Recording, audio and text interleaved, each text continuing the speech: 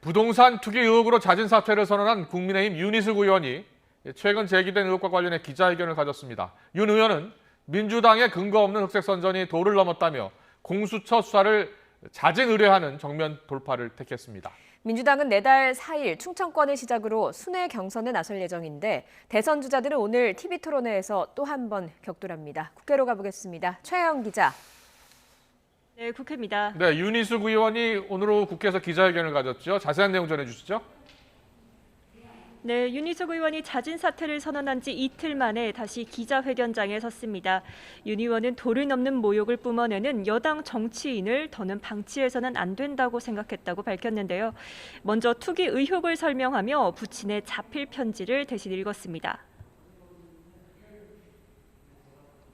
출가 외인인 딸 자식에게 이렇게 큰 상처를 주게 돼서 애비된 마음은 천갈래 만갈래 찢어집니다. 문제가 된 농지는 매각이 되는 대로 그 이익을 전부 사회에 환원하겠습니다. 편지를 읽으며 울먹인 윤 의원은 자신을 향해 제기된 의혹을 하나하나 반박했습니다. 앞서 민주당은 윤희숙 게이트 사퇴쇼라며 KDI에 근무한 윤 의원이 내부 정보를 이용해 투기를 권유한 게 아니냐는 지적부터 세종시 아파트를 특별 공급받아 2억 원이 넘는 시세 차익을 얻었다는 의혹까지 제기했는데요. 여기에 민주당 대선 주자들도 대국민 사과부터 해야 한다고 비판한 가운데 이재명 캠프는 공수처 조사를 받아야 한다고 지적했습니다.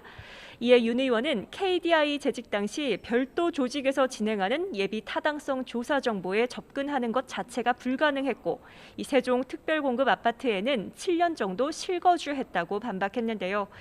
그러면서 본인 스스로 공수처에 수사 의뢰하겠다며 정면 돌파를 택했습니다.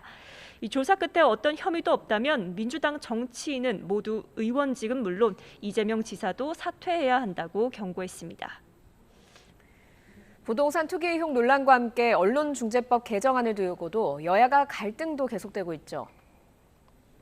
네, 오늘도 여야 원내대표가 만났지만 입장 차가 큰 만큼 논의에 큰 성과는 없었습니다.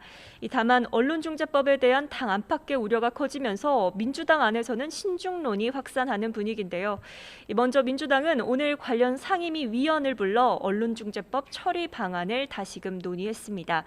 이달 안에 법안을 처리한다는 기존 방침은 변화가 없다고 밝혔지만 강행보다는 고심하는 분위기가 역력합니다.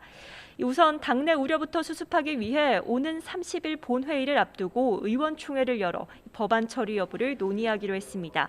여기에 당 지도부도 주말 동안 강행 여부를 숙고하고 30일에 최종 결정을 내린다는 방침입니다. 반면 국민의힘은 본회의 법안 상정부터 맡겠다며 총력전에 나섰습니다.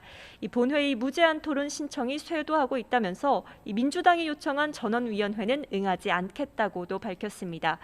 이렇게 여야가 전원위원회와 무제한 토론으로 본회의에서 맞설 경우 법안 처리는 다음 달로 넘어갈 가능성도 있습니다.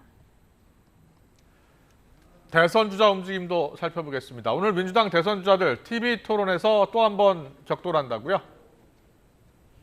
네, 민주당은 다음 달 4일 충청권을 시작으로 지역 순회 경선이 시작됩니다. 이 중원 격돌을 앞두고 오늘 오후 충청권 TV토론회에서 정책 대결을 펼치는데요. 역대 선거에서 충청권이 결정적 역할을 하는 캐스팅 보트였던 만큼 초반 승기를 잡기 위한 치열한 토론이 예상됩니다. 다만 김두관 의원에 이어 정세균 전 국무총리까지 코로나19 자가격리에 들어가면서 두 후보는 온라인으로 참여할 예정입니다. 이에 반해 야권 대선 주자들은 오늘 각계 전투 일정에 나섰습니다. 먼저 윤석열 전 총장은 국방포럼에 참석해 주요 국방 정책을 점검했습니다. 최재형 전 감사원장은 유튜브를 통해 국민 의견을 듣는 민심 소통에 나섰고요. 홍준표 의원은 김종필 전 총재 묘소를 참배하고 충남에서 표심을 공략합니다. 유승민 전 의원은 주말까지 국민의힘 전통 텃밭인 대구 경북 민심을 살피고 원희룡 전 제주지사는 현 정부의 노동 정책을 비판하는 토크 콘서트로 차별화에 나섰습니다. 지금까지 국회에서 전해드렸습니다.